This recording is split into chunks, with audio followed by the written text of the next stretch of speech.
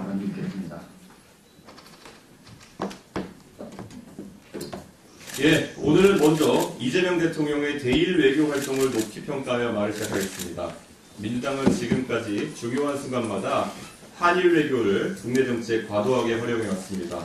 물론 영토와 역사 문제에 대해서는 단호해야 합니다. 그러나 죽창가로 대표되는 선동적인 발언들이 정치적으로 이용되어 온 것도 사실입니다. 김대중 오부치 선언 이후 한일 관계를 개선시키는 노력은 정파를 초월해 함께 경주해야 할 과제였습니다. 최근 조사에 따르면 젊은 세대 사이에서 한일 양국 간 호감도가 그 어느 때보다 높습니다. 18세에서 29세 연령층의 66%가 일본의 호감을 느낀다고 답했고, 일본인에 대한 호감도는 74%에 달하고 있습니다. 전체 성인 응답자 가운데 일본에 호감이 간다는 비율도 56%에 달하며, 특히 20대는 무려 77%까지 치솟았습니다. 이는 과거와 확연히 다른 세대인식 변화이며, 관광 촉진을 통한 내수 경기 회복과 인적 교류, 경제문화 협력 확대의 절호의 기회입니다. 이재명 대통령께서 앞으로 이어질 한미 외교에서도 성숙하고 미래지향적인 모습을 보여주길 기대합니다. 이제 국내 정치 문제를 언급해 보겠습니다. 최근 이재명 대통령은 산업재해에 대한 강력한 대응을 주문하고 있습니다.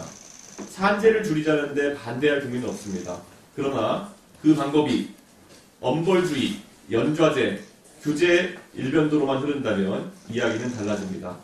첫째, 처벌 방식이 대부분 과잉금지의 원칙이 위배되며, 둘째, 실제로 노동자의 안전에 문제의 해결에 기여하지 못할 것으로 예상되고, 셋째, 오히려 기업의 폐업과 국외 이전을 가속화할 수 있다는 점에서 심각합니다.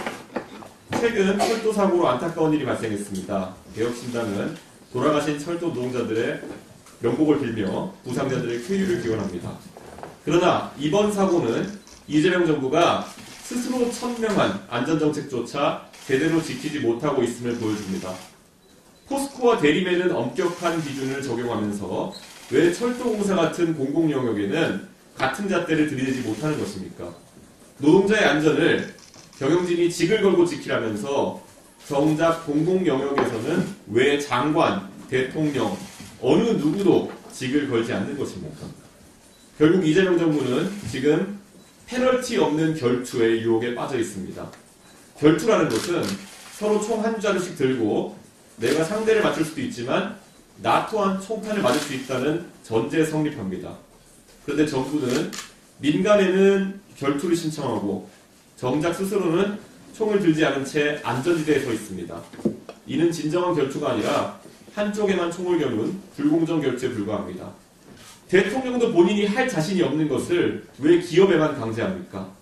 민간의 결투를 신청하려면 정부 스스로도 총탄을 맞을 수 있다는 위기의식 속에서 단련해야 합니다. 방패 뒤에 숨어서는 안전사회를 만들 수 없습니다. 정부가 먼저 책임의 총탄을 감수해야 민간도 진정성 있게 이런 기조에 협력할 것입니다. 마지막으로 최근 조국 전 대표의 행보에 대해 가지고 이야기